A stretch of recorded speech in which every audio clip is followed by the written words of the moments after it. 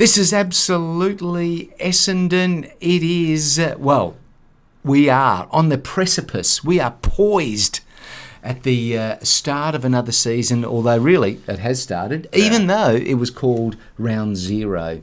Do you buy into the whole Round Zero thing? Why couldn't it just be Round One? No idea, but I have a feeling it has something to do with a collective bargaining agreement that the AFL players will not play more than 24 rounds in a season. Right, and if they call it zero, the players won't Doesn't notice. add up, does it? Yeah. Right? Okay. 24 plus 0. Ah, you got us. There you have it. Hey? So anyway, Hey? it was heroes and zeros and all those sort of things. They're always innovating, the They AFL, are, aren't they? yeah. They're always just trying to... Bring back Footy X. Exactly. Bring back Footy X. They can't all be winners, as we know. I quite enjoyed As we Footy know. X. Did you? Yeah, I did. And Really? It was like the T20 version. It was. It was kind of a pre-season competition played on a rectangular. Was it? I think it was a rectangular field, and sort of designed to grab the world by the cojones. Come and have a look at this exciting game called AFL, and I think it lasted about a week and a half from memory. So round X, or that competition went. I think round zero will go the same way. Well, what I love is that the AFL, they give it a try, but they get everybody on board. I remember with those games there, they'd interview the players before the games, after the games. Everyone's like, oh, this is just great. It's really exciting. I've really been looking forward to it. Yeah. All that stuff. And then it's just gone. Yeah. Gone. They were down at the SB 5 minutes later. But good on them for trying. Well, they did. It's all about innovation. Everyone has to innovate. You understand? I think it was the NRL are over in Las Vegas, and the AFL thought, while the cat's away, let's get up to some shenanigans up north. I didn't really pay much attention, but why were they in Las Vegas? The games. Why does anyone go to Las Vegas? You tell me. Remember that time in 1993? You probably don't. No. That's because you were in Las Vegas. But, right. Yes. So anyway, the NRL were over there playing an exhibition game to wow. I don't think it was exhibition. Wow the Yanks. I think that was for live ammo. It was for it? Real points. I think, was it just a sort of post? Is it pre-season still on for them? Pre-season trip. Wow away? the Yanks for what reason?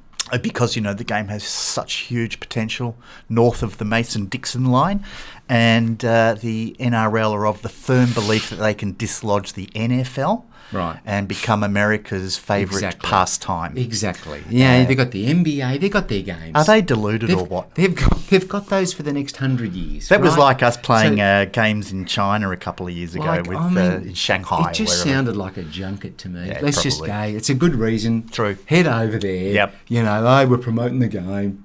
Fill out. I'm sure they gave away Can you some imagine tickets, the impact on the local population in Las Vegas with a bunch of meathead rugby league players coming into town? Nothing different, probably. It's probably the normal thing. As impressive as it would have been, they're not wearing any gear, no helmets. They're killing each other. As impressive as that would have been to them, they'd be going, I'll stick with my Patriots, thanks. Yeah.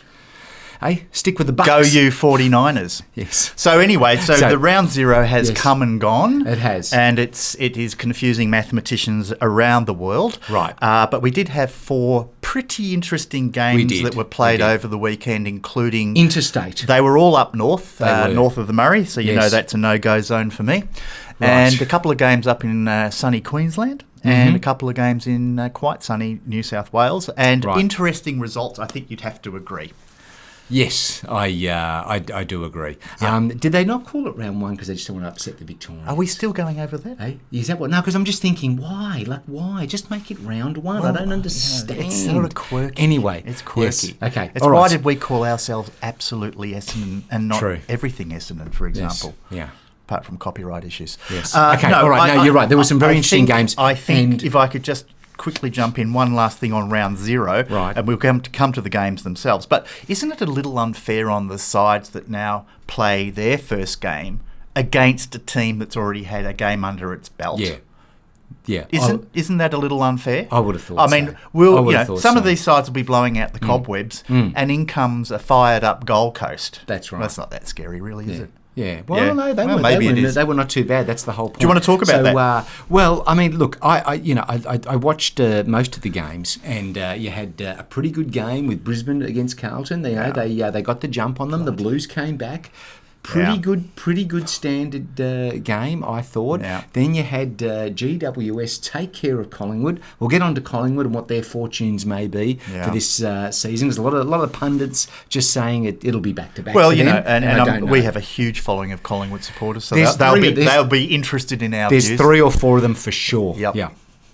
And then, of course, the Gold Coast toppled Damien Hardwick's former side in the Tigers. That's right. That was interesting to watch. And the Gold Coast were looking good as well. And the Swannies rolled over the Druggies. So I thought that was interesting to see. A couple of guys had a punch up at a French restaurant in Sydney afterwards. Did they?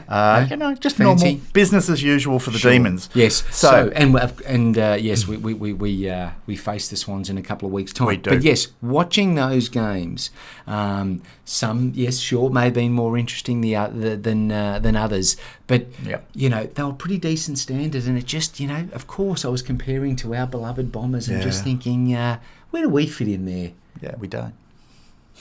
No, we're being positive. We are, aren't we? Well, look, switch into positive. We shall see. We shall see. We play the Hawks this weekend, and I'm looking forward to that. It'll be a battle of the Titans, so to speak. Right. And it's a game that is going to bring back a lot of memories for me, and maybe for some of those out there who have looked back through old archives of the Bombers' successful years. Yes. As we celebrate the 40th anniversary of our wonderful 1984 premiership. Right. And who can ever forget that last quarter? Yes. I certainly can't. I was there on the day, sitting in the southern stand as Leon Baker dismantled those filthy bastards in that last quarter. Really? Yeah. Yes. Dismantled them. I want to talk about a few of his teammates because there's been some controversial news regarding the Cracker brothers. Yeah, we'll come to that. And, we can't name names. But just, we can't. No, well, apparently the lawyers have said don't name names. Right. But really? Have we ever listened to our lawyers?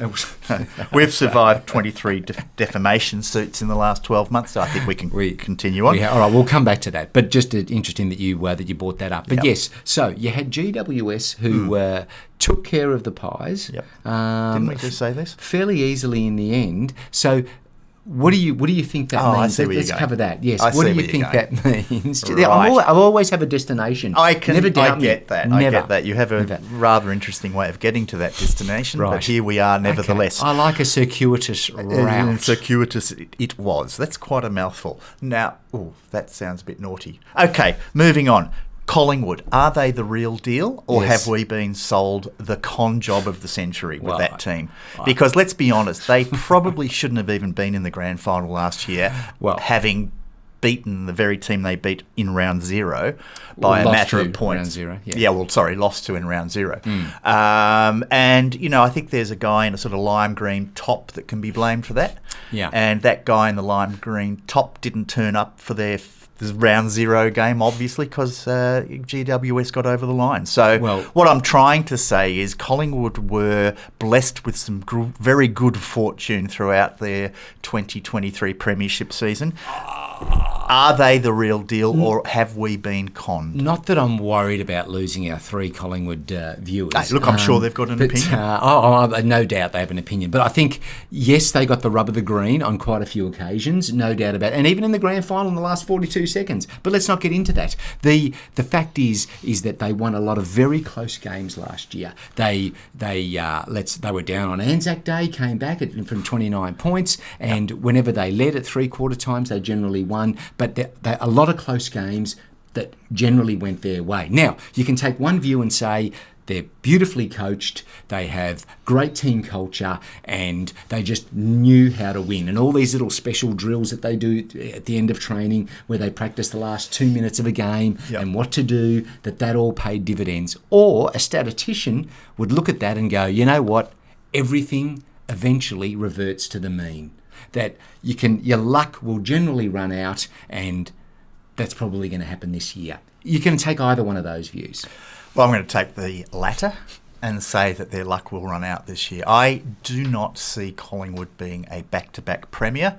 I think they're a very good team, but I think there's some weaknesses across the various lines of their best 23. We shall see. Yeah. But I think that was revealing. Now, there's always the premiership hangover. We understand that. And, sometimes it takes the premiership side to a little time to warm up to the task. But I just saw some signs there that told me that, they're there to be gotten. So I'm looking forward to fronting up again on Anzac Day and seeing how our boys go against them, because we should have beaten them last year. Yeah. To be fair, and we were not the finished product last year and pretty much rolled them in the first 3 quarters and then went to sleep in the last quarter. Yeah. I think if we're an improved side, this Anzac Day game will be the test for us, because we've got a pretty tough first 7 or 8 rounds. I think we play Collingwood in round 7. Yeah. We might be facing all sorts of issues by that stage. So we'll see. I'm just not convinced Collingwood are the team to beat. I think there's better sides, and I think the team that beat them on the weekend, GWS, watch out. They're going to be fantastic. They were looking great. Yeah. Very strong all around the ground. Gold Coast, what about them? Let's bring up the Gold Coast, because we know what their fortunes have been over the last few years. They have some fortunes is probably not fortunes. the word I would have used. Yeah, well, they've been unfortunate. That's it. Yeah, but there's been a lack of fortune. So why didn't you just say that? No, you can still use fortunes in terms of they can be good or bad. All right. Don't try and question me. Hey. All right, Jesus. Fair enough. All right. Now, but the fact is, they've come out of the blocks pretty strong. Now, yes, there's a bit of that emotional factor, maybe, against Dimmer's old team. Really? But wouldn't that be more the Richmond boys I would have gone, I would have thought, let's stick it up this guy. He thought he had been done with us. He goes on a holiday to Vienna or wherever he went, and he comes back and he's coaching this team. Yes, probably. You're so probably I would have right. thought the Tigers would have been pumped to beat their old coach. But it's a little bit grating that he's had that immediate impact. Don't you find it annoying? Well, again, I think that it's a bit of a watch this space for Gold Coast. They're no doubt going to be an improved side, but I think they were on that trajectory anyway under Stewie Dew, who I thought had done a pretty good job with them, considering the mess of a football club that it is. Yeah. But I think Dimmer's timed it pretty well, and he's walked into a side which has got multiple first-round draft picks, highly rated young kids, as well as an established group of midfielders, which I think would be the envy of most sides in the competition, to be honest with you. Yeah, and Greg Rowell. Is it Greg Rowell? Might be Matt. Matt Rowell. I don't know. Rowell, Yeah. I think, had broke the record for the most number of clearances in a single game against the Tigers. So he was a fantastic pickup for them a few years ago. Remember, his career started amazing. And then he had some injury issues, but he did. Looks like he's back now. Yeah, very much so. And Ben King, I think, kicked 5 goals for them. He did all right. He did all right. Ben King's contract comes up at the end of this year. He can be patchy. Yeah, but I think he might be ready for a breakout. He's had some injury issues, of course. So they've got a pretty decent side, and I'm sure they'll be the big improver. Will they be a final 8 team this year? I think they could very well be. I'm just going to say that right now. It's early days, but I think that could be the case. Look, that's all well and good, but I kind of don't really care about Gold Coast. Okay, but I care about Damien Hardwick, because Essendon had a chance. Well, that's ancient history, isn't it? To grab him. Is it? Well, I mean, you're talking about when they hired Matthew Knights over Hardwick? Yes. Okay. That's exactly what I'm talking about. Who knows? He might have spent his first 5 years at Essendon. Had he been hired back then, which was, 2008? Why wasn't he hired back then? Can we just quickly recap that? It's a bit of an urban myth, but apparently, he was asked about the potential of the list, and he said, they're not a premiership list. And he told them. He was brutal. Yeah, whereas Matthew Knight Radical said honesty. he could take the Bombers to a grand final. So, Hardwick didn't get the job, and that's fine. Okay. Hey.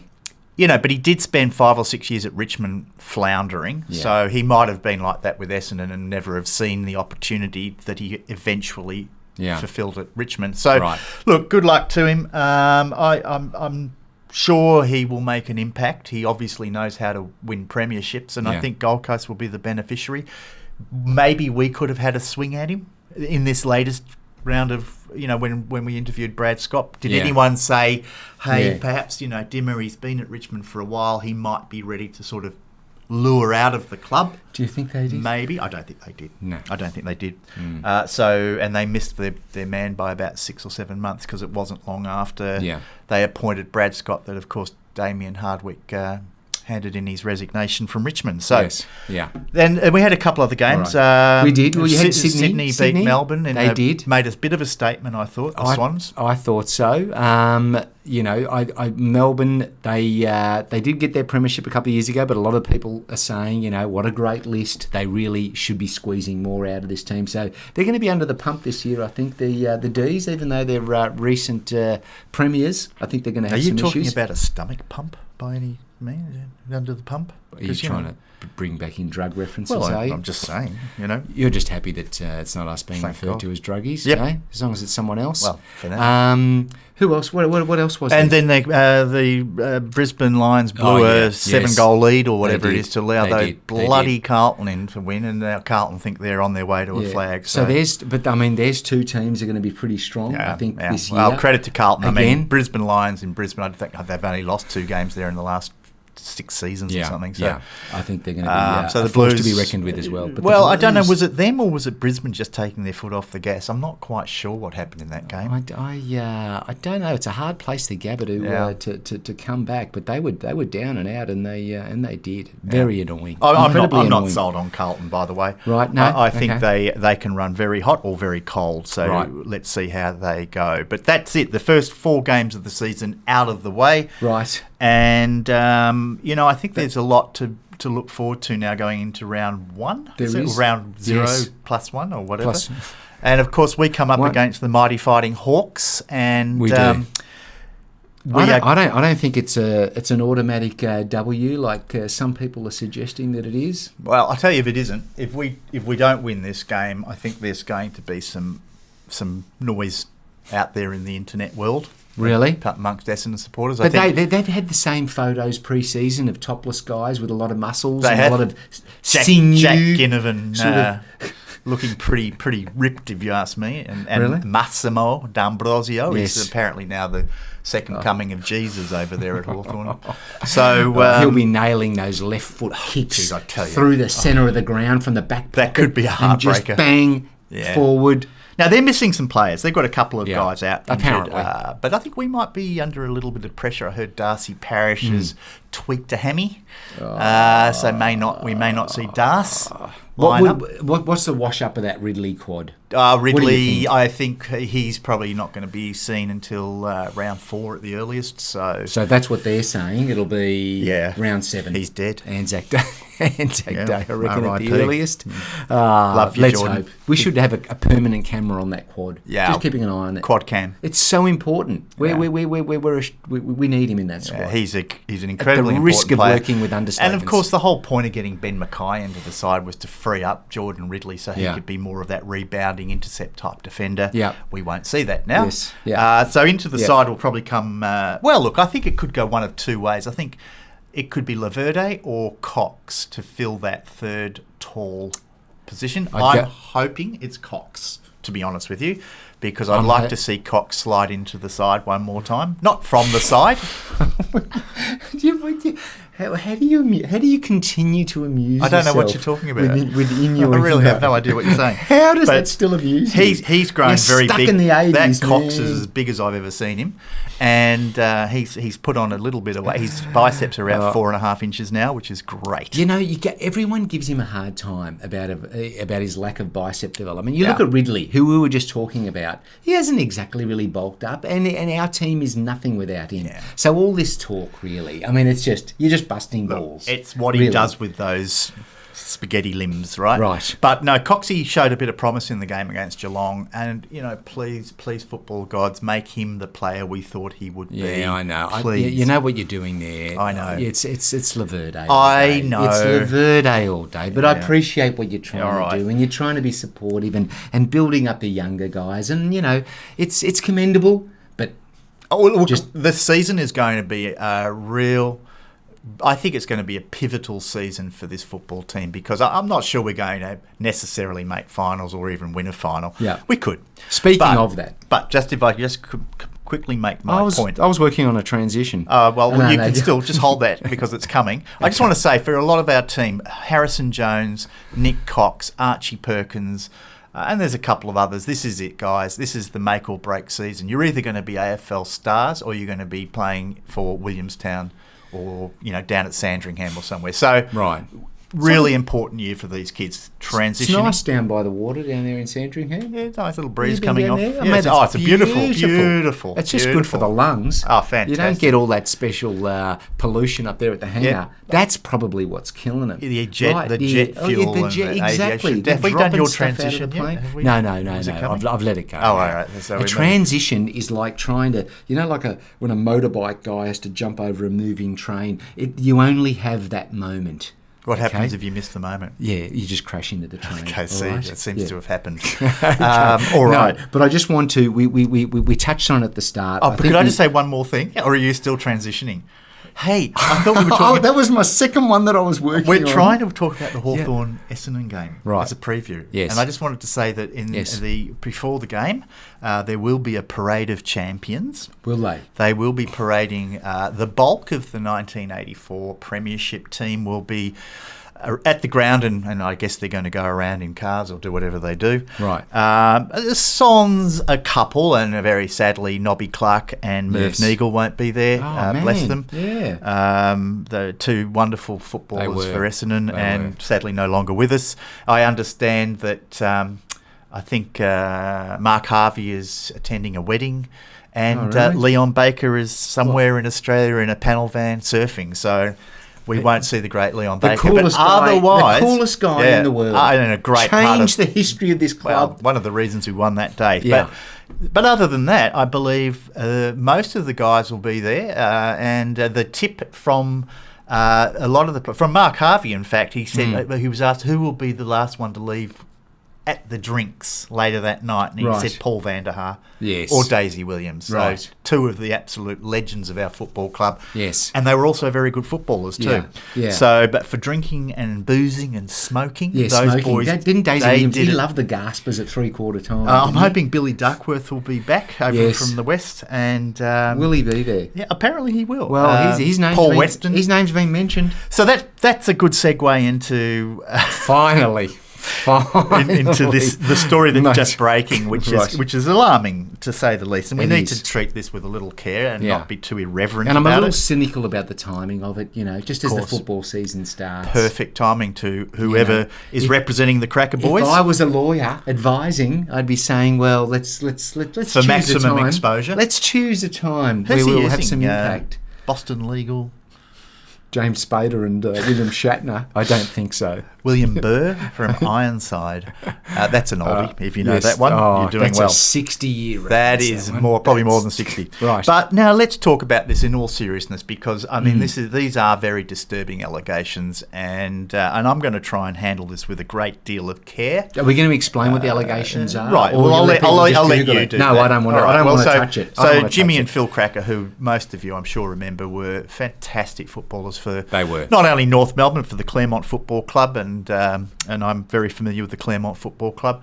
Oh, yeah. And the boys came over to play for the Kangaroos in around 82. 82. And were quite phenomenal. I think the sensation. They were. And they're known for that sort of connection that they had on the footy field. Very intuitive. Without even seeing each other. Always knew where each other were. They could feel each other. It was amazing. A couple of the finest Indigenous footballers I think I've ever seen. Yeah. And look, they've had their checkered history since, but I think both of them are absolute ornaments of the game of Australian rules football. So let's just get that clear. Now, they've come out with a couple of rather disturbing allegations around certain players from that era, mainly from the Essendon Football Club, but a couple were from Carlton at the time, and I think the allegations are around the sort of line of the Essendon players were instructed to niggle them a little, to get into them, to have a go under the instructions of the coach at the time. At the time, apparently, allegedly, yes, and,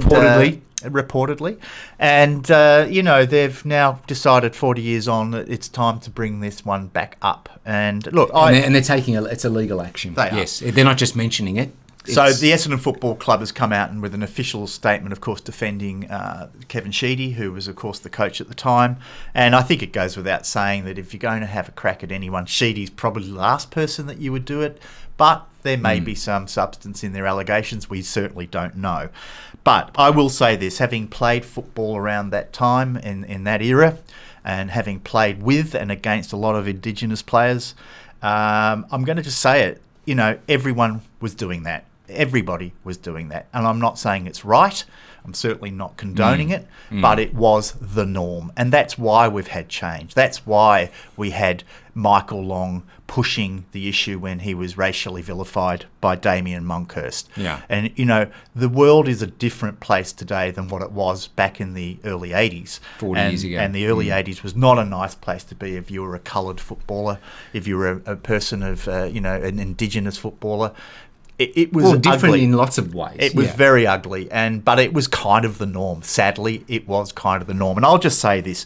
If Terry Danaher, Bill Duckworth, Roger Merritt and other players, Wayne Johnston from Carlton, a couple others that were mentioned, have been accused of racially vilifying the Cracker brothers, well, they should be ashamed of themselves, but they certainly would not have been alone. That's all I've got to say. Yeah.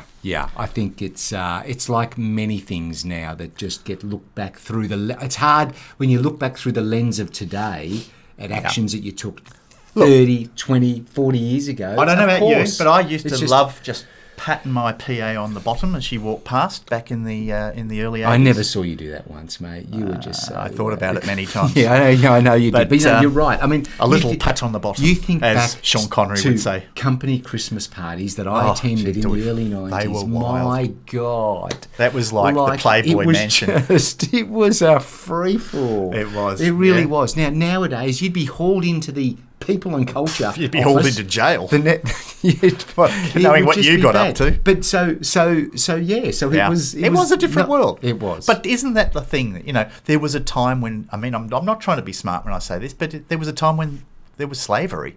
And there probably still is in certain places in the world. But we are a better animal, if I can use that term, than what we were. Okay. So we move on, and I'm very sorry for the Cracker boys if they had to endure that type of thing, and I'm sure they did. Yeah, I'm not doubting that these accusations probably have some truth in them. Yeah. But it would have been everybody. Exactly. And if you're sitting in the crowd, if you were at a football match in the early 80s, the stuff that I used to hear people hurling across the fence at the players, particularly the Aboriginal boys. Yeah. It was just disgraceful. Yeah. Even then, you could say it was just vile.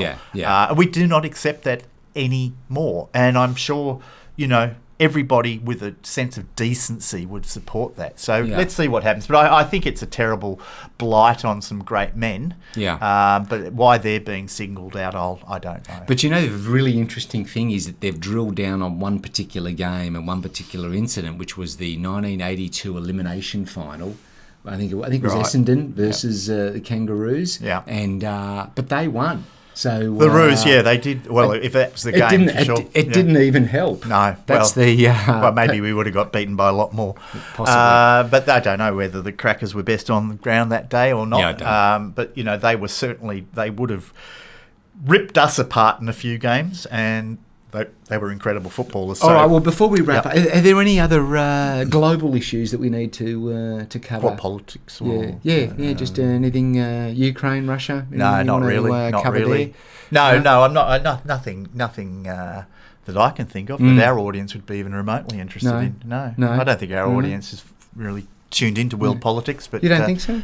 No, mate, they're interested in all sorts of stuff. Mate, we saw the overlap with Taylor Swift more than what you thought. There was a big burgeoning lemon twigs there you go. Audience there. It surprised me. Well, there you go. Well, you should listen to more music, shouldn't you? So, possibly I should. What about, what's big at the moment? Crypto's big at the moment. You stacking those Bitcoin? No, I don't even know what it is, so it's not for me. No. Right. Okay. I'm not a very sophisticated investor, as you probably know. You sure are. So I'm sure you're a crypto boy. Yeah. Well, I don't mind it. But you should start up a financial YouTube channel. I think you do very well. Do you think? Yeah. Really? You do very well. Share some of your tips. Really? Yeah, no. That's a world of trouble. This is not financial advice. I am not a financial advisor. No, well, if you followed Joe's Malta, you'd know that. Seriously. But, crypto's going nuts. No, it's going well, nuts. I have no idea. Absolutely going nuts. We'll see. It's on we're on the cusp of another bull market there. Right. But anyway, I think we leave it at that. Yeah, I don't know why we got into that. But anyway, it's a football show, Joe, in case you forgot. Well, why'd you bring up the lemon twigs last week? Because you've been going on about Napoleon and Ridley Scott. Yeah, footy and movies and music all go hand in hand. Do they? Yeah, I'm not sure crypto does though.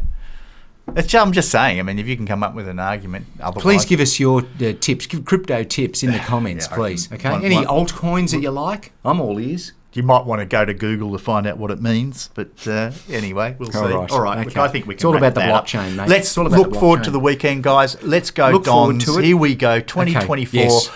Round 1 is about to kick off, and I don't know about you, but I'm extremely excited for our boys. Yes. And I hope we actually exciting. Smash those Hawks. That'd be a lovely way to start, because then we head up to Sydney. Oh, and all right. Okay. One week at a time. One at a time. Yep. 1 week at a time. Thanks again for watching. Guys, We'll be see back you soon.